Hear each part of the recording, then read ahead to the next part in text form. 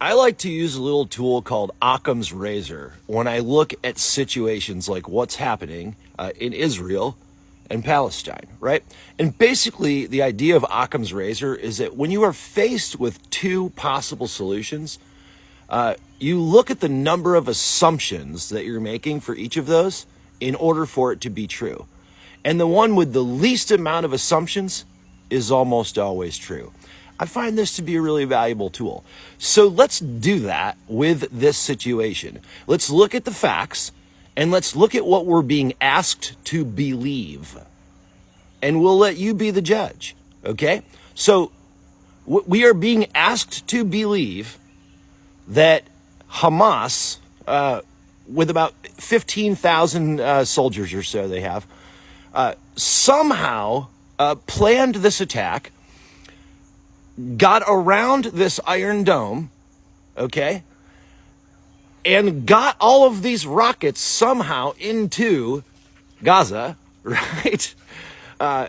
And somehow got a whole bunch of like hang gliders in there, and then fired all of these rockets, and somehow got through this Iron Dome and floated over the border wall and massacred a bunch of people.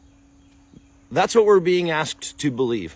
And we're supposed to believe that knowing that the IDF, one of the most advanced militaries in the world, the Mossad, one of the most advanced intelligence services in the world, and any other allies around, like Egypt, for example, or whatever, we're supposed to believe that they didn't see this coming in any way, shape, or form.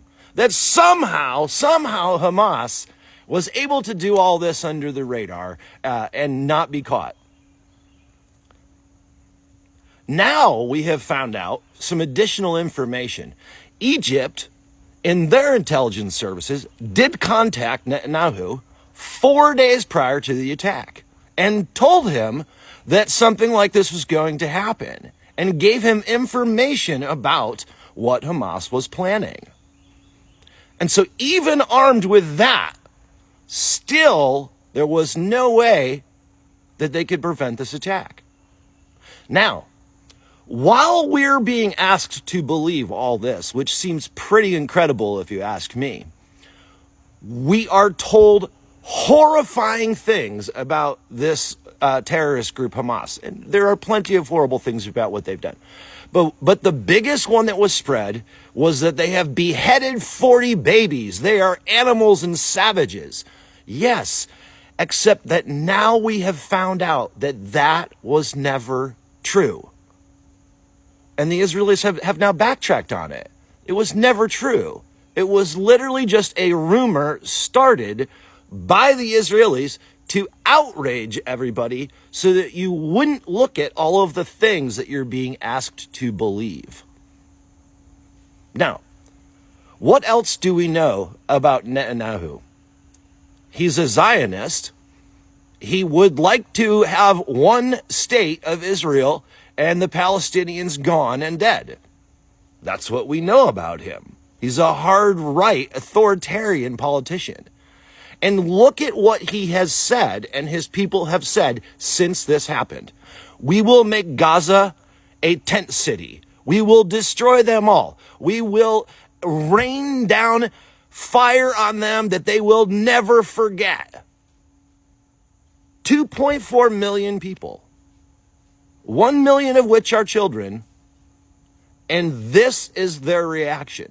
And we're being asked to believe that the Palestinian people are the terrorists and that the Jewish people are somehow these like freedom-loving liberators. I mean, I'm just stating the facts. After you hear these, what do you believe? Isn't it more possible, more likely using Occam's razor, that Netanyahu knew about this attack or even bolstered this attack so that he would have an excuse to go wipe out the Palestinians in Gaza? Not a lot of assumptions to believe that one, are there? Think for yourself.